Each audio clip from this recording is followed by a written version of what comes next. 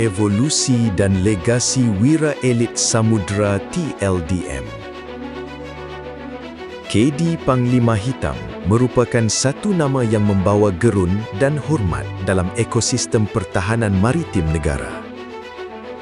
Sebelum dikenali dengan gelaran keramat ini, unit ini merupakan pasukan khas laut Paskal Unit 1 yang berpusat di pangkalan TLDM Lumut.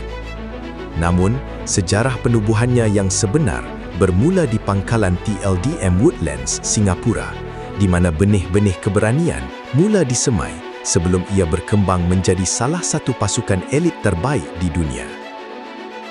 Pada peringkat awal pembentukannya, kumpulan perintis unit ini telah dihantar ke pelbagai pusat latihan elit global bagi menimba ilmu peperangan khas yang paling mencabar.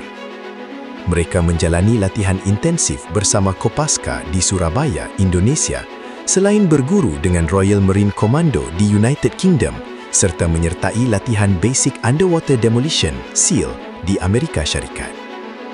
Tidak dilupakan, asas peperangan hutan dan darat turut diperkukuh di Pusat Latihan Peperangan Khas Pulpak, Sungai Udang, Melaka.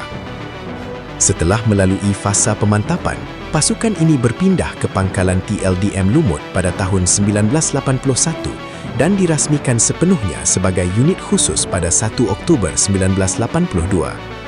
Kepercayaan tinggi kerajaan terhadap kredibiliti mereka dimuktamadkan melalui Majlis Keselamatan Negara MKN nombor 18 yang memberi mandat mutlak kepada Paskal sebagai pasukan penggempur utama dalam menangani keganasan maritim. Detik paling bersejarah buat unit ini tercatat pada April 2009 apabila Paskal secara rasminya ditauliahkan sebagai KD Panglima Hitam. Majlis penamaan dan pentauliaan tersebut telah disempurnakan oleh Panglima Tentera Laut Laksamana Datuk Seri Abdul Aziz Jaafar di pangkalan TLDM Lumut. Pemilihan nama Panglima Hitam merupakan hasil ilham dan perkenan Sultan Selangor, Duli Yang Maha Mulia Sultan Sharafuddin Idris Shah selaku Kapten yang dipertua TLDM. Nama tersebut dipilih kerana ia sangat bertepatan dengan jati diri Paskal, sebuah pasukan elit yang memiliki kemahiran tinggi dalam medan pertempuran maritim serta menjadi aset strategik yang amat bernilai bagi TLDM dan Malaysia. Pentauliahan yang mendapat perkenan Seri Paduka Baginda Yang di-Pertuan Agong, Tuanku Mizan Zainal Abidin ini merupakan satu pengiktirafan tertinggi ke atas jasa dan kedaulatan yang dijaga oleh para operatornya.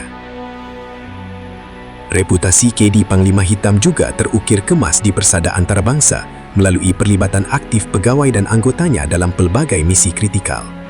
Selain menjaga perairan domestik, mereka telah dikerahkan sebagai pasukan penggaman dan pemerhati di bawah panji-panji pertubuhan bangsa-bangsa bersatu.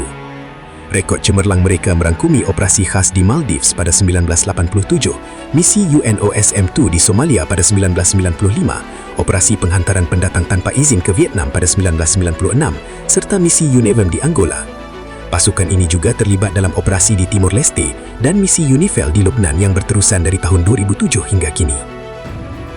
Penganugerahan panji-panji kepada KD Panglima Hitam oleh Duli Yang Maha Mulia Sultan Selangor pada April 2009 menjadi simbolik kepada segala pengorbanan dan keberanian yang telah dicurahkan oleh wira-wira ini dalam memelihara keamanan sejagat.